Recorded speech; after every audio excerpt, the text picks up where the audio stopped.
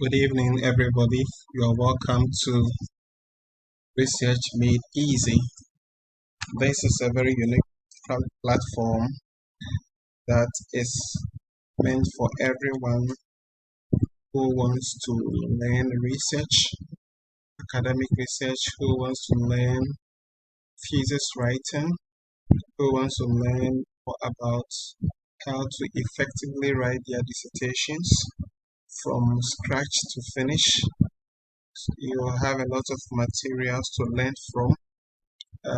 All these materials I'm putting on this channel are based on a 10-year experience in assisting students, lecturers from different universities in different countries, from Ghana to Nigeria to China to Australia, UK, Canada, and what have you. A lot of countries, different countries, different topics for both masters and PhD.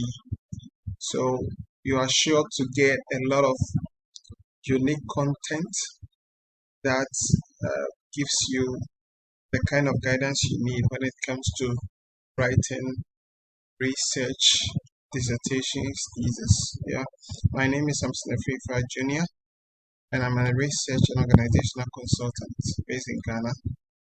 Today I'm going to teach you simple steps to take when you want to choose a research topic for your thesis. Alright,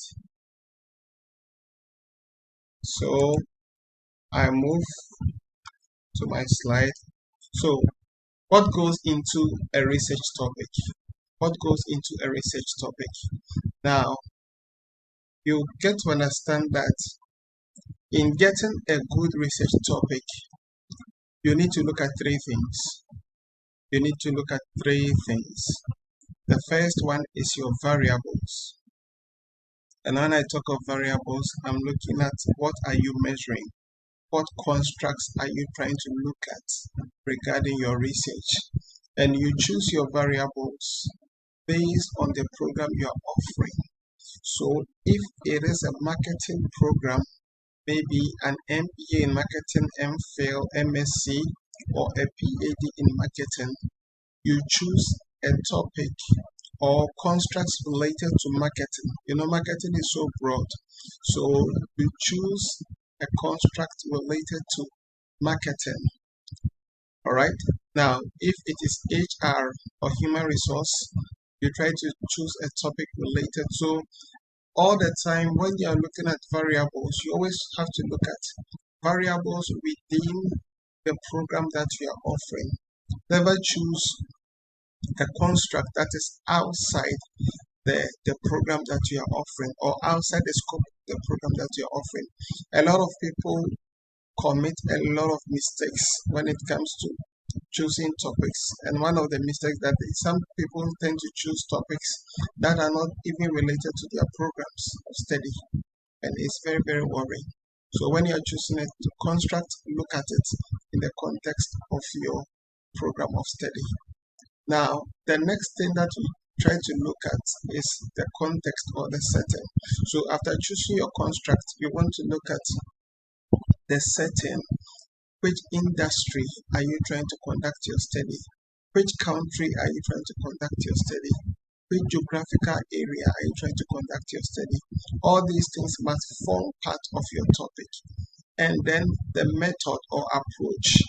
Okay, so in formulating your topic, you should have an idea of what your objective should be and how you intend to achieve your objectives. Are you going to achieve it in a qualitative manner or a quantitative manner, or you may have to combine both qualitative and quantitative? So all these three things are very important when trying to choose a topic. So I come to the variables. I try to take it one after the other. So when we talk of the variables, we have what you call the independent variable or variables. We have the dependent variables. So independent variables are also known as the predictors. and the dependent variable are also known as the outcome variables. Now, these two variables are very important when conducting any kind of study, be it qualitative, be it quantitative, or being it a mixed approach whereby you combine both qualitative and quantitative. Now, your independent variable, normally in most topics, the independent variable comes first, followed by the dependent variable. So, for instance, if you are looking at this example topic, so if you are looking at a topic like impact of supply chain integration on operational performance, you'll see that your independent variable is what? The supply chain integration. And your dependent variable is the operational performance. Why is it so? Because the assumption that we try to meet here is that variations in supply chain integration will lead to variations in operational performance.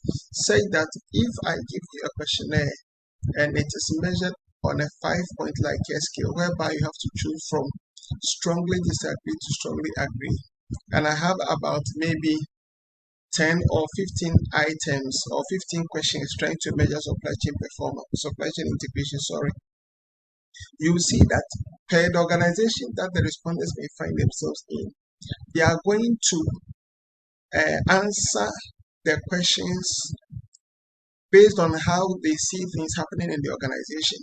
So normally there are variations in how people perceive things in the organization. So you see somebody taking strongly disagree on a particular question, taking neutral on another question, measure the same variable, and then taking say strongly agree or agree on different questions trying to measure the same variable.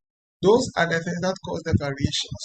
So if you look at this topic, for instance, and a person has taken different skill ratings on the supply chain integration, when we are doing the analysis using a software like SPSS, you see that we have a way of trying to lump all the responses together to give the composite variable of supply chain integration.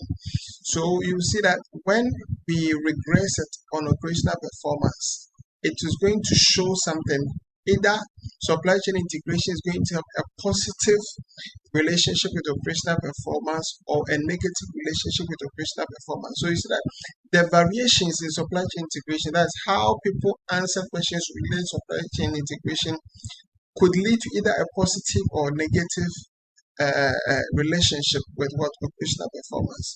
Now, if you take a typical HR topic like employee training and development and employee performance, you see that employee training development becomes your what? Independent variable, and then employee performance becomes your dependent variable. A typical accounting topic, computerized accounting system on quality of financial reports, you see that computerized accounting system becomes your independent, and then quality of financial report becomes your dependent variable. And also in finance, corporate governance and financial performance, a very common topic. You'll see that corporate governance becomes your independent variable. Financial performance becomes your dependent variable. Now you can see that with all these topics that are being given as examples, you see that the context is also in there.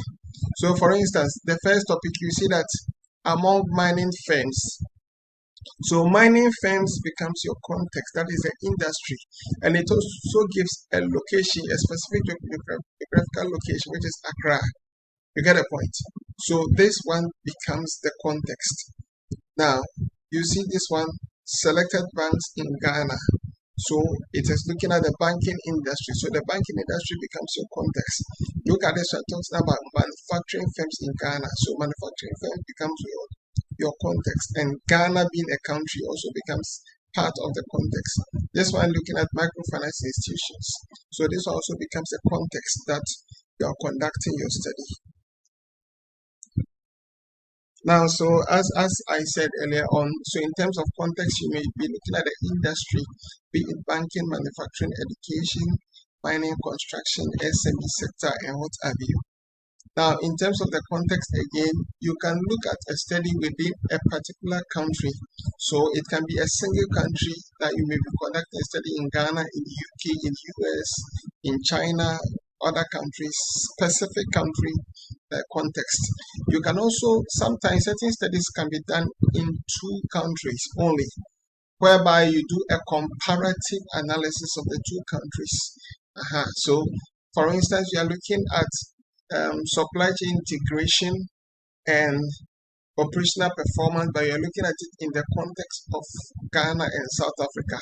So you do a comparative analysis, sort of. Or you can look at in two countries like UK and US.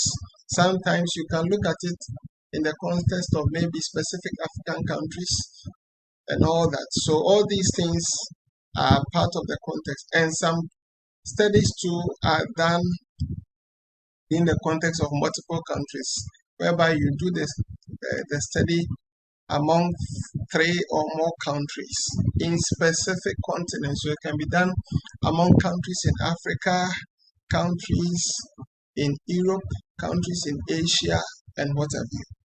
Yes. Now, the next thing is also the kind of method or approach that you're using to you'll be using to achieve your research objectives. So you can be looking at whether you do use qualitative approach, whether you use quantitative approach, or whether you use a mixed approach. So when you talk of qualitative, you're talking about you using interviews, trying to gain an in-depth understanding of a phenomenon or whatever you want to study. Or when you talk of quantitative, we are looking at the word quantify. So we need numbers. So normally in quantitative studies, we use questionnaires whereby you distribute to 100 people, 200 people, based on the population and your sample size calculation methodology and all that. So quantitative is also there. So normally the qualitative, your choice of a qualitative or quantitative depends on how your research objectives are being framed up. So if your research objectives seem to look at how or why certain phenomenon exists, then it means that you, in order to answer the why and the hows, you have to explore or try to gain an in-depth understanding. You get the point. And then if you try to do a quantitative, you are looking at the impact, you are trying to evaluate or assess the effect among two or three variables, relationships here and there. Okay, so that's how you try to use a quantitative approach to achieve that. Then with a mixed approach, you try to combine both qualitative and quantitative. So normally, all these things, it depends on how you frame your research objectives to determine the kind of research methodology you have to use. All right, thank you very much for having time to watch this video. Thank you.